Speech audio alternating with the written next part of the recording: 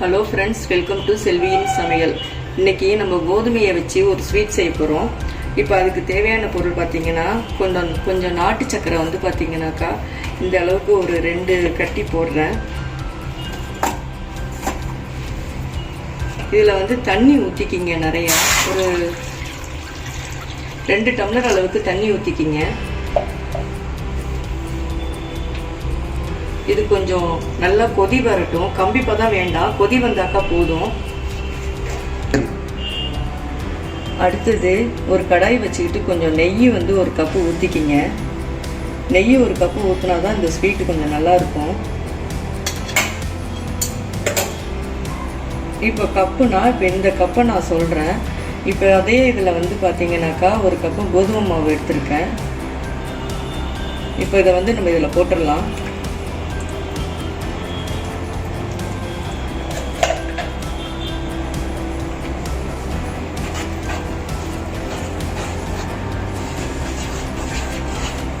இது வந்து நல்லா ஒரு 10 நிமிஷம் வந்து பார்த்தீங்கன்னா நல்லா வறுபடணும். வறுபட்டால் தான் இந்த ஸ்வீட்டு கொஞ்சம் நல்லா வரும்.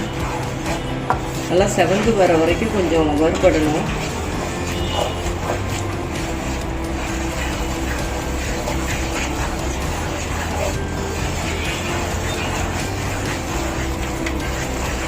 நல்லா சிம்மில் வச்சே கொஞ்சம் கலந்துக்கிட்டே இருங்க. இது ரொம்ப ஒரு ஹெல்த்தியான ஸ்வீட்டு. நம்ம நாட்டு சர்க்கரையில் வந்து இப்போ இது நம்ம செய்கிறோம். இது கோதுமை மாவு, நெய், ஏலக்காய் பொடி, நாட்டு சர்க்கரை இவ்வளோ தான் செய்கிறோம். ரொம்ப நல்ல ஹெல்த்தியான ஸ்வீட்டு.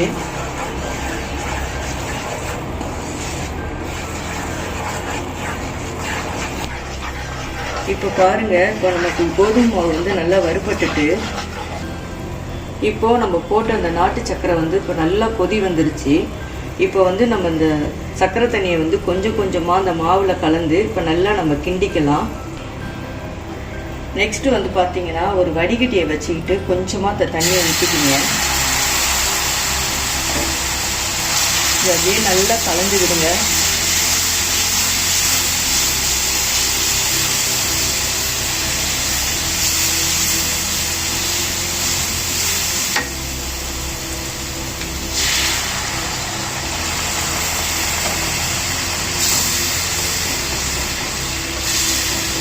நல்லா கட்டி விழாமல் நல்லா அப்படி கிளறி விட்டுக்கிட்டே இருங்க.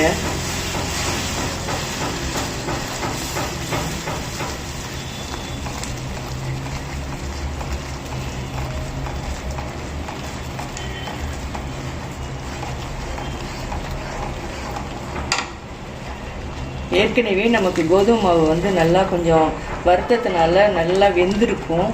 இப்போ இந்த கொதிக்கிற தண்ணியை ஊற்றினோம்னாக்கா நல்லா வெந்து வந்துடும்.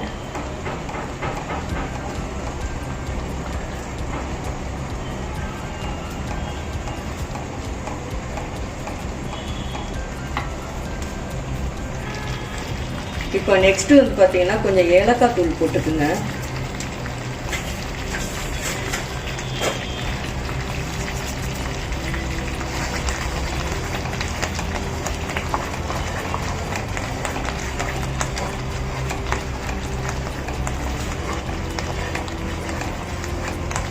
இப்போ 1 கப்பு கோதுமை மாவுக்கு 2 கப்பு வெல்லம் எடுத்துக்குங்க. 1 கப்பு நெய் ஊற்றிக்கிங்க. ஏலக்காய் தூள் நமக்கு வேணுங்கிற அளவுக்கு போட்டுக்கிட்டால் போதும். நல்லா கெட்டி பதமாக ஆனோடனே நம்ம ஒரு எண்ணெய் கொஞ்சம் ஒரு ட்ரேயில் நல்லா தடவிட்டு நம்ம நல்லா அந்த மாவை கொட்டிட்டு அப்புறமா ஆற விட்டு நம்ம கேக் போட்டுக்கலாம்.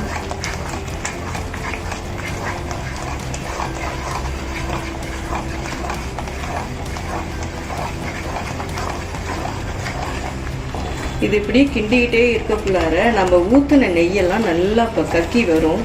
அதுதான் இதோட பதம். நெய் வெளியில் வந்துடுச்சுனாக்காவே நம்ம வந்து இதை எடுத்து கொட்டிட்டு நம்ம ஆஃப் பண்ணிடலாம்.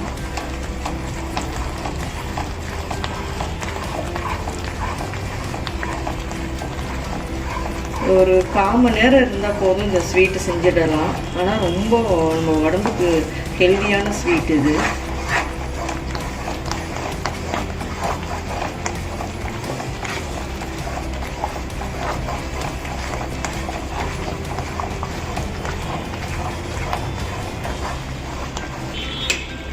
அடுத்தது இப்போ நம்ம ஒரு ட்ரே எடுத்துக்கிட்டு அதில் கொஞ்சம் நெய் தடவிக்கிங்க.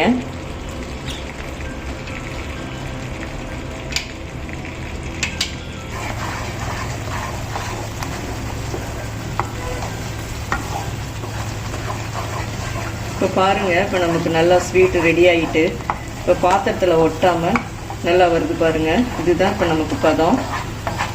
இதை இனிமேல் நம்ம ட்ரேயில் கொட்டிடலாம்.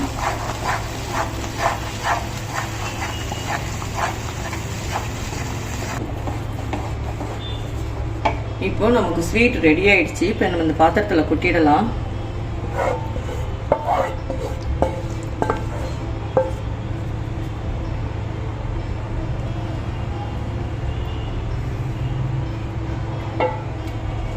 இது இப்போ நல்லா ஆறட்டும். ஆறின பிறகு இப்போ நம்ம இதை கேக்கு போட்டு எடுத்துக்கலாம்.